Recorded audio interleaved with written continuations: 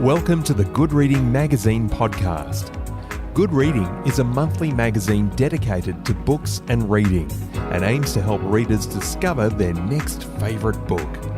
You can find out more about the books discussed on today's podcast at goodreadingmagazine.com.au.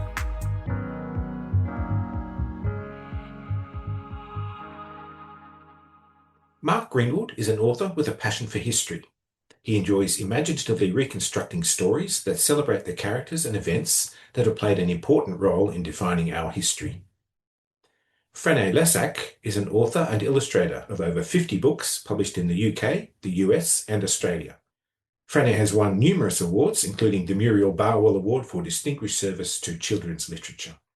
Mark and Frané's award-winning books about Australian bushranger legends include Ned Kelly and the Green Sash and The Legend of Moondyne Joe.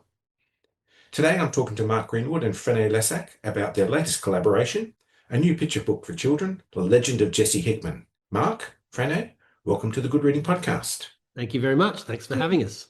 Mark, you are a self-confessed history hunter, but I'm guessing that might be a shared passion. Working with my wife, I think we've done 16 books now together, and I love history.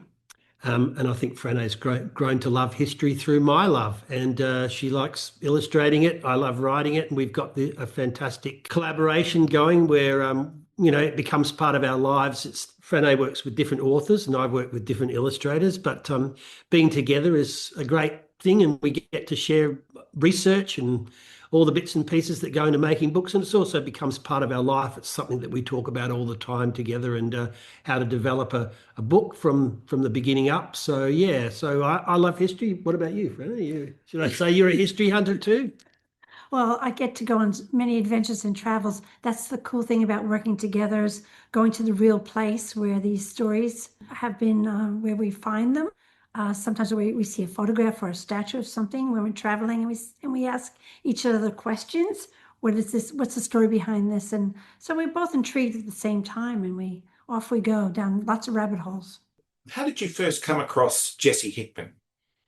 Well, Jessie Hickman's one of those characters. I find a lot of ideas it's one of the questions you get asked a lot is where do ideas come from? And they can come from objects, from statues, of something that you find in your community, but often it's through books.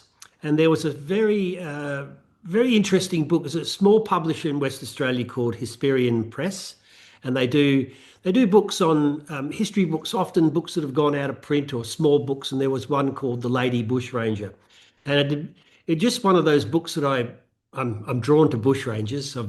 We've done a few bushranger books together, Frané, and I've done Ned Kelly and The Legend of Moondyne Joe, and ideas of perseverance in the great Australian wilderness is something that appeals. And here was this story about a female character who was a little bit outside the norms of society. And so the book just kind of one of those things that sat around for a while and lingered.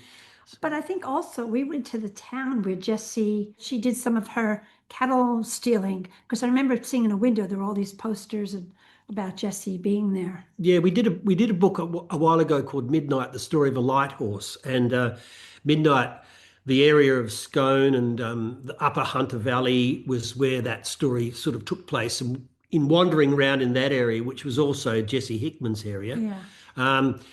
So the stories sort of sit around in the subconscious, I think, and then something just spikes the interest, like going to a place and going, oh, isn't that kind of Lady Bushranger that we've been, hunting around with? And because we're sharing bushranger stories about two male figures, Moondyne Joe, West Australian bushranger, and Ned Kelly, we sort of talked about the idea in front of school kids. Hey, there was also a lady bushranger.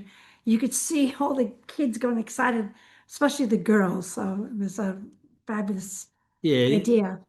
I like the idea that that a female character can show ingenuity and bravery and all those kind of things when we think about the bushranger legend, and the Mad Dog Morgan and Ben Hall and Ned Kelly always come to mind, and we've kind of forgotten that there were these strong female characters in history. And so Jessie sort of, I don't know, she probably lingered around in my subconscious for about 20 years before eventually she started to emerge in in the form that she's now come out in a book. Jessie Hickman was part of the bush circus from a very early age. But what was life like in a bush circus in the 19th century of Australia, and especially for a young Jessie Hickman? She grew up in the circus. She started in the circus when she was about 8 years old, and I would imagine it would have been a pretty hard life for her as a young girl without her family there. She was given to the circus as a young girl because it represented some opportunities for her that she wouldn't have had at home. There was a lot of poverty. And having a love of horses, which her mother had identified, she just thought that the circus would be something that would be great for Jessie. But it was a travelling circus, and they travelled through all the frontier towns. And I imagine that she would have probably had to have learnt pretty quickly to look after herself, which she did. And that was part of her great charm to me, was that real strength that she had as a character. A lot of young girls or young children would love to join a circus when they're about that age too. So it was a romantic image that I have of her, but it would have been pretty exciting. I mean, those bush circuses did have clowns. In fact, in the circus that Jessie was in, there was a woman called Cleo and her main act is that she was draped with pythons, and she used to cuddle a crocodile, and people used to love that. But mostly it was to do with the rough riding. So the circuses in those days were based around what kind of became the rodeos of today. The idea that there was a horse that nobody could ride, and eventually, amongst many of the other skills that Jessie learned in the circus, she became a rough riding champion herself. So by the time she was 14, the legend says that she was the rough riding champion of Australia. So yeah, if you believe in legends. I'm going to come to that in just a moment. I just want to talk about the territory that Jessie Hickman covered, and I think the Wollemi National Park comes up. What sort of area is that, and how did Jessie deal with that area? Well, it's a pretty rough area. It still is a very rough area. It's the Wollemi National Park now. The Blue Mountains have been identified in our book as the place where it took place, but it's the Upper Hunter. It's all that area around the Wollemi Mountains. She roamed kind of far and wide, and I guess knowing much of the territory she would have got to know through the bush circus and the travels that the bush circus did as well. So, but she travelled to towns like Candos and Mudgee. At one point she actually lived in Parramatta in Sydney. But her husband, she got married, and she didn't last very long because her husband said all she wanted to do was go and live in the bush. After the circus, she always had this search for a place that she could call home. And originally, it was a hideout that she had, a cave that she had in the mountains. And when she did turn to bushranging, she had that cave there. And then later on, she made herself a home in a place called Emu Creek, which was in that area, pretty rough area to live in. And that's another side of Jessie that really attracted me to her, because it is still, I mean, those mountains are pretty inaccessible in many areas, and there was some research done on some of the people who'd found a little bit of what they claimed was Jessie's campsites, or Jessie's cave has been identified, and they're really hard to get to even today. I mean, to get up into the cave where she camped out was a really tough job. She was a tough lady, tough young lady. So, and Jessie Hickman was sort of unusual in the pantheon of Australian bushrangers, in that she was a lady, of course, a Lady Bushranger, but she was also known as a good outlaw. What made her so? Well, she never hurt anyone. She never shot anyone. I mean, her biggest crime was cattle stealing.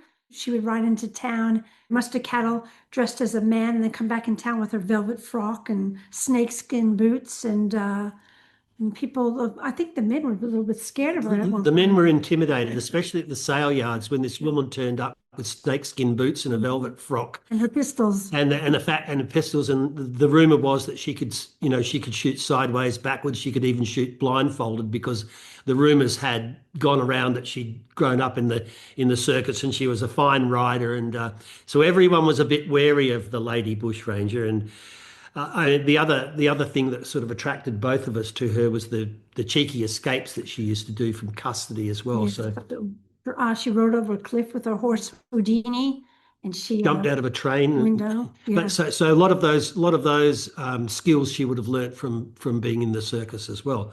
There are many stories about her. None of it's ever been proved. I've kind of just looked at the fact that when we talk about someone who was liked as a bushranger, as she got a little older and she settled down and built her house in Emu Creek, all the little neighbours that, when we say neighbours, all the people that lived in the area, she would share stew with them. And they claimed that she was a good outlaw because she never did any harm to them. In fact... Well, when you say a house, it was really a hut, a very small one-room hut. But yeah, she would always feed the people around her. Yeah, and the police had a little bit in for Jessie. So if a cow went missing, the first person they would look at would be her. Often the neighbours would come into court and give evidence to get her off the charge. So I think they did one thing that's not in the book. The cows that she supposedly stolen disappeared out of the police yard, so they didn't have any evidence. yeah, so Some people were helping her. I think some of the neighbours might have let them out. If you believe in legend, that's a phrase that appears frequently in this story. What inspired you to keep that legend alive? Well, I think that's a really good question because she was known as the Lady Bushranger at the time that she was roaming around, but she wasn't, I guess, so much of a legendary character. Legends develop over time, and you have to figure out what is true and what is not true.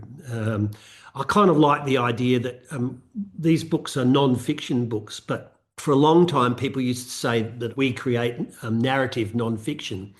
I like to think of it as creative non-fiction because the creative element of it allows the legendary part to grow. And throughout the book, I have used a little refrain, if you believe in legends, because we just don't know. And these stories developed through all the research that I've done. They may have started a long time ago, but they've been enhanced over the years. I kind of think of Mark Twain. You remember his incredible statement about Australian history being so picturesque. It was so curious and strange that it reads like the most beautiful lies, but they're all true and they all really happened. And that's kind of, where we at. That's Jessie. It's so picturesque and it's so strange and curious, but it did happen. Well, let's talk about things being picturesque. And Frané, I want to ask you about your illustrations. They've got a lovely kind of naive charm, but I wondered how your style has developed over time and how you've arrived at this particular style. I never went to art school, so I started painting when I lived on a little island in the Caribbean, never thinking I'd ever create a book. And people said to me, your art would be perfect for children's books. To be honest, my art style really has never changed. I've always used the same kind of paints. I use these gouache paints that are very bright. And I loved being able to do Jessie in those bright colors, pulling out the wildflowers and this red jacket that she wore, and her velvet frock as well. It always takes me a couple of months just to do all the artwork in the book. But what's so much fun about illustrating this book was working alongside Mark, because he's done so much research. When he was writing the story, when it came to me doing the art, he'd just deliver all those boxes of research down into my studio. And if I had any questions about anything, whether it be the clothing or the landscape where she was, he'd have those answers. But he knows my style. So when he's writing it a lot, this naive style that I do, he'll know that this is the way I'm going to probably paint it. And it seems to work out. I made a great living as being a naive artist in children's book illustration, so I don't want to learn. You do a lovely depiction of the Australian landscape too. Yeah, I fell in love with Australia. I've been here for nearly 4 decades, and I just love the subtleties when you travel around the country. And I've been fortunate to travel all around Australia for research or for visiting schools. It was a great opportunity to actually focus on that area of New South Wales. Another good thing about being together and collaborating on projects like this is that I kind of instinctively know how Frané is going to paint a scene. I don't know exactly, but I have a sense of it. So if I see something in the research that I know is going to be valuable for her, I'll make a note of it. You'll tag it and tell me, yeah. Like, we did a book on Ned Kelly a while back, and when I was researching it, I found out that when he was arrested at Glenrowan, he was wearing a polka dot shirt and bright yellow corduroy pants. And I thought, well, this is a detail that Frané really needs to know about. So I'd make a note of that. And the same thing with Jessie. If I saw anything any description that I could find, whether it might have been in a courtroom or anything like that, when someone would actually make a reference to something she was wearing. You would say to me, where's the snakeskin boots that she was wearing? And I was like, okay. Yeah, she wore snakeskin boots. I remember reading that, so that would be a detail that would go in. And of course, Frané loved painting Jessie with snakeskin boots. I mean, yeah, and I always take the text quite literally. So whatever just described, I try to put in, because I love a lot of detail in the pictures, because I love children to be able to go back over and over again and discover new things they might not have seen on the first read, and little things hidden in the bush, whether the animals or just a lot of little details and behind the scenes there. And also the good thing is that once a text has been established and then it's been handed over to an illustrator, then the illustrator interprets the text, and like Frané was saying, she does it quite literally. But then once we see the text with the illustration together, we can go, well, that line of text doesn't need to be there anymore. You've clearly shown it. You needed to read it to understand what you were going to paint, but now you've painted it, it doesn't need to be there. And then what happens is the text and the illustration start working together really, really well, and the text tightens up and the illustrations tell the same part of the story, but the two elements go together to make that one thing. Mark and Frané, it's been a pleasure to talk to you. Thanks for reigniting the legend of Jessie Hickman, and thank you for joining me on the Good Reading Podcast. Thank you very much. Thank you so much. I've been talking to Mark Greenwood and Frané Lessac about their new picture book for children, The Legend of Jessie Hickman. It's published by the National Library of Australia, and you can find it at goodreadingmagazine.com.au. My name's Greg Dobbs, and thanks for listening. Subscribe to Good Reading print and online magazine at goodreadingmagazine.com.au.